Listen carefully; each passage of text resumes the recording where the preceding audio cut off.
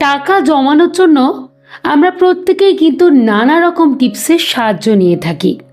বিভিন্ন রকম টিপসগুলোকে অ্যাপ্লাই করার চেষ্টা করি যাতে কিনা ভবিষ্যতের জন্য আমাদের টাকা জমতে শুরু করে। কিন্তু জাপানি কি কোনো টেকনিক আমরা কোনোদিনও অ্যাপ্লাই করি?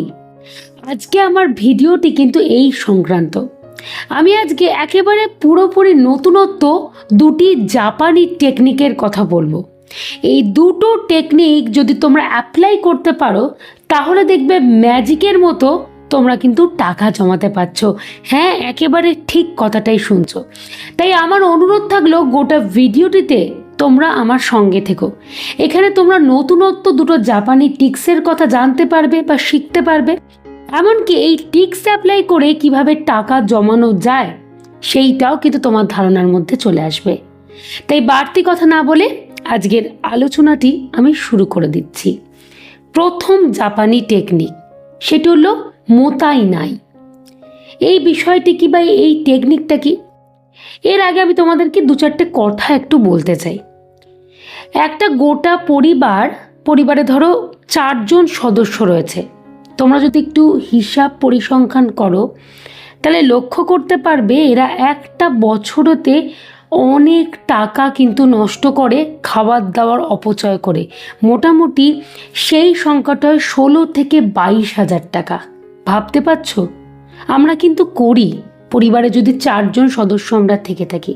আর একটা মানুষের কথা বলছি, হিসাব করে বলছি, এটা আমাদের ভারতীয় পরিসংখ্যানই বলছে।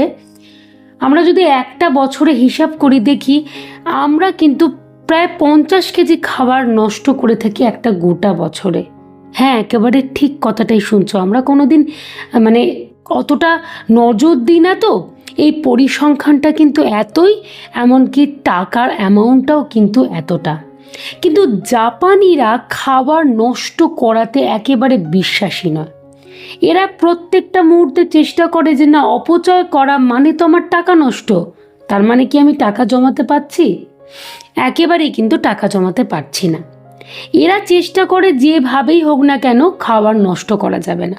তো এই টেকনিকটা আমার মনে হলো আমি নিজে ফলো করে আগে দেখি কি লাভজনক ফল পাচ্ছি, তারপরে আমি তোমাদের সাথে শেয়ার করে দেবো বা এই সংক্রান্ত বিষয় নিয়ে একটা ভিডিও আনবো।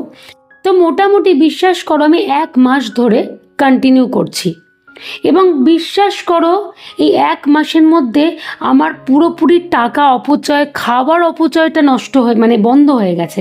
দেখো, খাবার অপচয় বন্ধ হওয়া মানেই তো টাকা নষ্ট হওয়া বন্ধ হয়ে যাচ্ছে, তাই না? এর জন্য তোমরা কি কি অ্যাপ্লাই করবে, আমি যেগুলো অ্যাপ্লাই করেছি সেগুলি আমি তোমাদের সাথে শেয়ার করব। তুমি প্রত্যেক সপ্তাহেতে কি কি জিনিস নষ্ট করছো সেইগুলো ছবি তুলে রাখবে। ধরো তুমি মার্কেট থেকে কোনো কারণে দুধ এনেছিলে, দেখা গেল দুধটা খাওয়া হয়নি, দুধটা নষ্ট হয়ে গেছে, তখন কি করছো? ফেলে দিচ্ছ। সেটা ছবি তুলে নোট ডাউন করে রাখো। বা বাজার থেকে একটা কুমড়ো এনেছিলে, খাওয়া হয়নি, সেটা পুরোপুরি ফ্রিজে একেবারে গলে পচে গেছে, সেটাকে তুমি ডাস্টবিনে ছুঁড়ে ফেলে দিয়েছো, নষ্ট হলো। আমি 1 সপ্তাহ হিসাব বলছি, সাধারণ। এইগুলোকে কি করবে? এরকম নর্মালি একটা কাগজ নিয়ে নেবে, একটা ডায়েরি নিতে পারো ছোট, আমার ছোট ডায়েরিটা সবসময় থাকে, আর তার সাথে একটা পেন নেবে। নোট ডাউন করো যে এই উইকে আমি এই খাবারগুলোকে নষ্ট করেছি। গোটা সপ্তাহ ধরে তুমি সেগুলোকে নোট ডাউন করো। ছবি তো তুলে রাখলে সেটা আলাদা বিষয়, কিন্তু তোমাকে নোট ডাউনও করতে হবে। এর পাশাপাশি নোট ডাউন যতক্ষণ না করবে তোমার মাথায় থাকবে না। তুমি যদি মনে করে থাকো ও আমি মনে রেখে দিচ্ছি, না, তুমি ভুলেই যাবে। তুমি যতক্ষণ না সেটাকে পুরোপুরি চোখের সামনে দেখতে পাচ্ছ, সেটাকে নোট ডাউন করছো বা সেটাকে লিখছো। এই কাজটা করলে তুমি 1 মাসের মধ্যে বুঝতে পারবে তোমার অপচয়টা কতটা কমে গেছে। যখনই খাবার অপচয় বন্ধ হবে অটোমেটিক তো তোমার টাকা শেষ হবে, সেভ হবে। এটা তুমি বুঝতে পারছো তো? 1 মাস কন্টিনিউ করো আমার কথা শুনে, জাপানিদের এই টেকনিকটাকে ফলো আপ করো এবং তারপর আমাকে কমেন্ট করে জানাও যে 1 মাস পর তোমার সিচুয়েশন কি, কতগুলো টাকা তুমি সেভ করতে পারছো বা জমাতে পারছো। আশা করি বোঝাতে পারলাম। এবারে দ্বিতীয় টেকনিকটার কথা বলবো, সেটা হলো চোকিং। এই টেকনিকটা কি?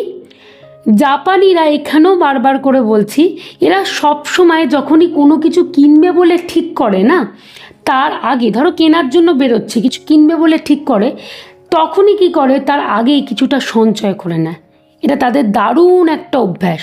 তো আমাদেরকেও এই হ্যাবিটটাকে চালু করার চেষ্টা করতে হবে। আমি 1 মাস ধরে এই অভ্যেসটাকে চালু করেছি। আমি যখনই বাড়ির বাইরে বেরোচ্ছি, আমি কি করছি কি, মাত্র 10 টাকা করে আগে সঞ্চয় করে একটা জায়গাতে রাখছি, তারপরে বাড়ির বাইরে বেরোচ্ছি। তোমরা দেখতে পাচ্ছ একটা বক্স তোমাদের সামনে নিয়ে এসেছি।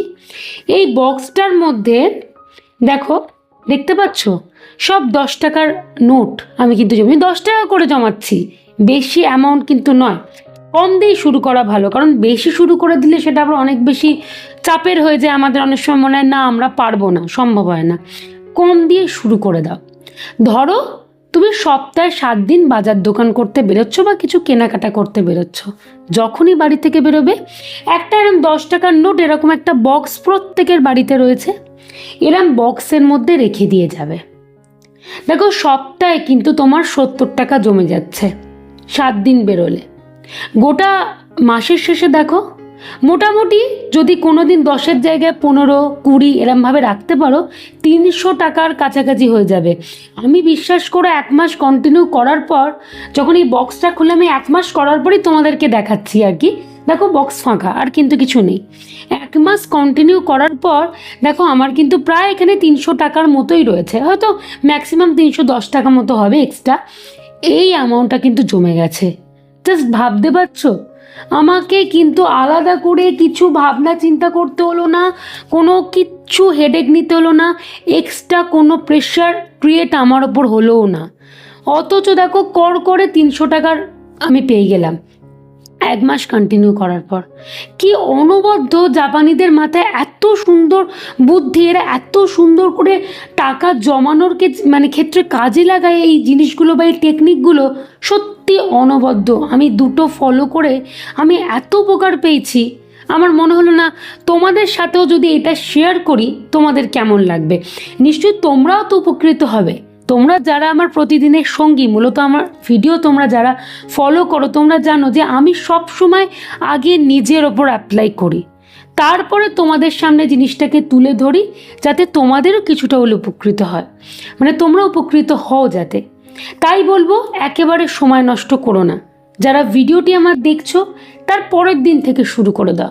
1টা মাস কন্টিনিউ করো, তোমরা নিজেরাই চমকে যাবে যে কিভাবে তোমার টাকা অপচয় বন্ধ হয়েছে, তুমি টাকা জমাতে পারছো, এমনকি বিভিন্ন দিকের অপচয়, বেকার বাজে খরচা সবটা বন্ধ হয়ে গেছে। তুমি সব কিছুকে একটা ট্র্যাকিংয়ের মধ্যে আনতে পারছো, এমনকি তোমার সঞ্চয়টা বাড়তে শুরু করেছে।